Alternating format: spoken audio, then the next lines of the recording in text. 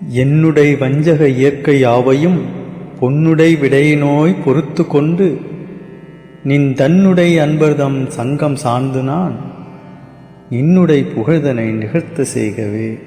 அருட்பெருஞ்சோதி அருட்பெருஞ்சோதி தனிப்பெருங்கருணை அருட்பெருஞ்சோதி எல்லா உயிர்களும் இன்புற்று வாழ்க கொல்லா விரதம் குவலயமெல்லாம் ஓங்குக நல்லோர் நினைத்த நலம் பெறுக நன்று நினைத்து எல்லோரும் வாழ்க இசைந்து. வள்ளல் பெருமான் தியானம் செய்யக்கூடாது என்று கூறியிருக்கின்றார். நீங்கள் ஏன் தியானம் செய்கிறீங்க, தியானம் செய்ய சொல்றீங்க என்று ஒரு அன்பர் கேட்டிருந்தார்.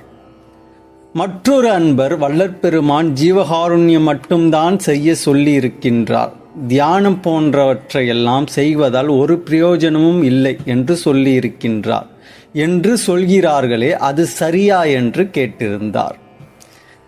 மேலும் பலருக்கும் இந்த கேள்வி இருக்கலாம்.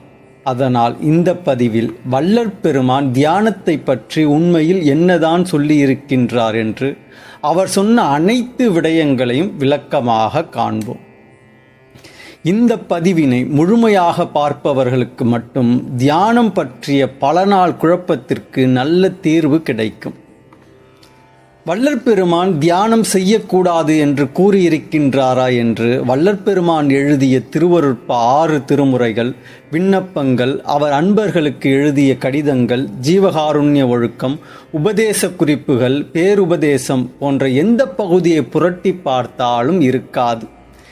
ஏனென்றால் வள்ளல் பெருமான் எந்த ஒரு இடத்திலும் தியானம் செய்யக்கூடாது என்று கூறியதில்லை. ஆனால் தியானம் செய்ய வேண்டியதின் அவசியத்தை பல இடத்திலும் வலியுறுத்தி கூறியுள்ளார். பிறகு எப்படி இந்த தியானம் செய்யக்கூடாது என்று வள்ளலார் கூறியிருக்கின்றார் என்ற தகவல் சிலரால் பரப்பப்படுகின்றது என்றால் அதற்கு வள்ளல் பெருமானின் சில வரிகளை தவறாக புரிந்து கொண்டதும் தியானம் என்பதை தவறாக புரிந்து கொண்டதுமே காரணம்.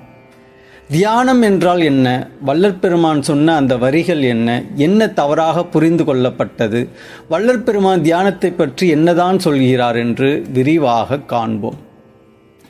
வள்ளல் பெருமானின் உபதேச குறிப்புகள், நித்திய ஒழுக்கம், அவர் கைப்பட எழுதிய கடிதங்கள், திருவருட்பா பாடல்கள் ஆகியவற்றில் தியானம் செய்வதன் அவசியத்தை மிகவும் வலியுறுத்தி கூறுகின்றார். வள்ளல் பெருமானுடன் இருந்த அன்பர்கள்